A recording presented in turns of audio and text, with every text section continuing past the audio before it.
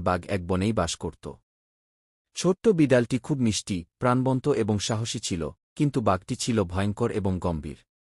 তবে তাদের মধ্যে কিছুটা অদ্ভুত বন্ধুত্ব ছিল, যদিও তারা একে অপরকে খুব ভালো করে জানত না।